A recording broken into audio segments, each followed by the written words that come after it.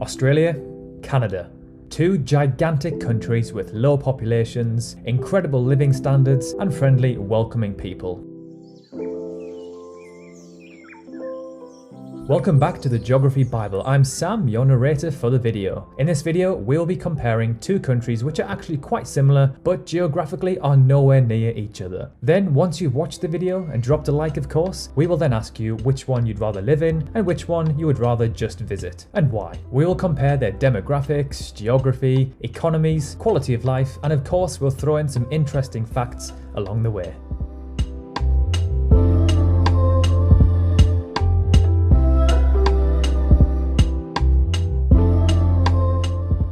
So let's begin by looking at their key demographics, starting off with their populations. So out of the two, Canada is more populated, with around 37.7 million people, making them the 39th most populous nation on Earth, behind Poland and above Morocco. Fun fact, there are more people living in Greater Tokyo than there are in the entirety of Canada. Think about that. A city in the world has a higher population than the second biggest country on the planet. Wow. Australia is the 55th most populated country in the world, with roughly 25.5 million people, putting them above Niger and below North Korea. Now that we know their populations, let's look at their population densities. This one is incredibly close and mind-blowing. So with 3.92 people per kilometre squared, Canada is technically more densely populated, making them the 8th lowest densely populated country in the world. Then we have Australia, with 3 people per kilometre squared, making them the 5th lowest densely populated country in the world. Again, this next one is unbelievably close. Their life expectancy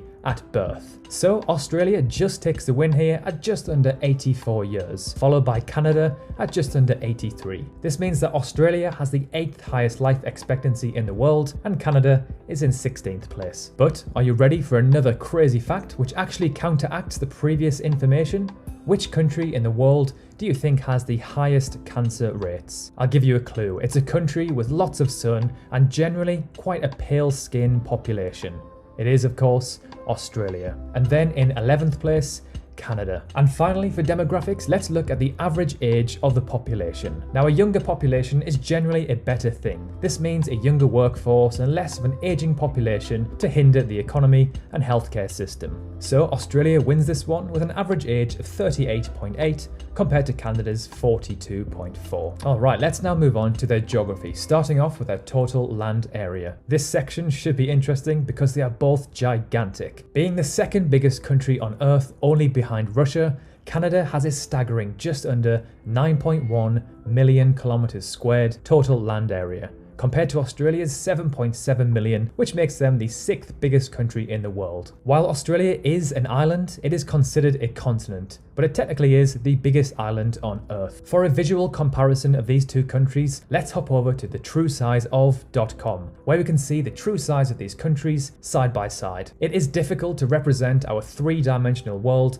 on a 2-dimensional map, so this website allows us to see how big each country actually is in relation to each other. So by grabbing both of these countries and putting them on the equator, we can see their actual sizes side by side. So yes, Canada is obviously massive, but its proportions are incorrectly displayed on a traditional map. Let's now take a look at what percentage of these countries' landmass is covered in forests and also how much coastline they have. With 16.2%, 39% of which is in Queensland, of the country being covered in forest, Australia has significantly less than Canada at 34%. So more than a third of Canada's total size is actually forests. Canada actually has the 3rd most forest by area in the world, and Australia has the 6th. Okay, so before we reveal this one, out of the two, which one do you think has the most coastline? This country also has the most coastline out of any country on Earth. So if you said Australia, you're wrong, unfortunately. So with 202,000 kilometers, Canada has by far the most coastline in the world, followed by Australia, which is in 7th place with a measly 25.7k kilometers. Now, to my surprise, Norway actually has the 2nd most coastline in the world. Alright, so let's move on to the economy and some financial statistics for these two countries. Again, this is another one which is neck and neck. The resemblance for these two countries is uncanny. So let's begin by looking looking at their total GDP. The GDP can be calculated by adding up all of the money spent by consumers, businesses, and government in a given period. So with 1.3 trillion US dollars,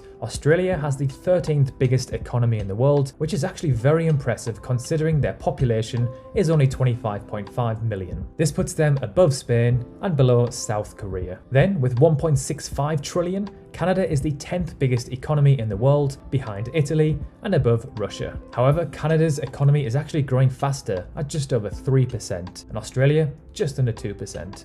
Now that we know their GDP, we can calculate their GDP per capita by dividing their total GDP by their population.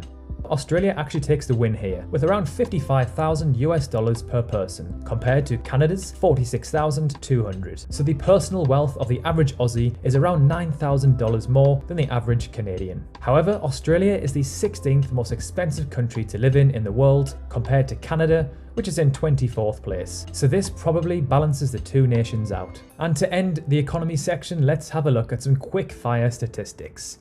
Both of these countries have identical education expenditures at 5.3%. Inflation is higher in Australia at 2% compared to Canada's 1.6%, and Canada has the 8th most billionaires in the world with 44, compared to 31 in Australia, which puts them in 12th place. And finally, let's end this section by looking at the Big Mac Index. No, seriously, this is a genuine thing. So buying a Big Mac in Canada will burn a bigger hole in your pocket compared to the land down under at $5.29 and $4.98 respectively. And to end the video, let's finish off with some quality of life statistics and facts, an area which both of these countries excel in my opinion. When I think of Canada and Australia, I think of high wages, good education, and great living standards in general. Of course, they are both not perfect, and they do, of course, have poverty in certain areas. Let's start off by looking at a not so great statistic for these two countries, to which they are neck and neck, their obesity rates.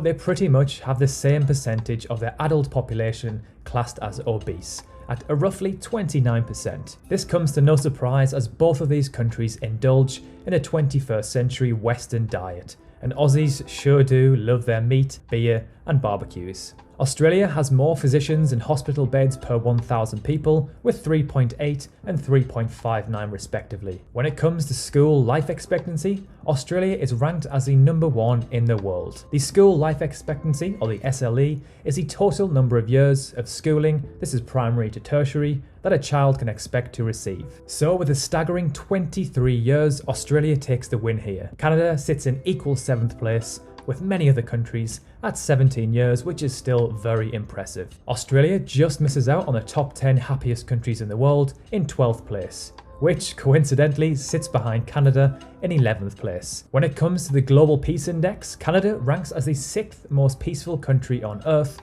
compared to Australia in 13th place. However, when it comes to corruption, Australia does make the top 10 compared to Canada, who are in 16th place. And finally, the last one, let's compare their military strength ranking. And to no surprise, these two countries are neck and neck again, with Australia having the 19th strongest military in the world compared to Canada, who are in 21st place. So now it's your turn. Let us know in the comments below which one you would live in and which one you would just visit and why. We can't wait to read your comments. And while you're there, let us know which cities or countries we should do next. Personally, I would live in Australia because I'm a summer baby who loves the ocean, and I'd visit Canada for sure. It's another dream destination for me that I hope to visit soon. So thank you so much for watching. If you enjoyed the video or you learned something new, a like would be much appreciated. And if you love this sort of content, consider dropping a sub. We've got plenty more to come. Thanks again for watching, and we'll see you in the next one.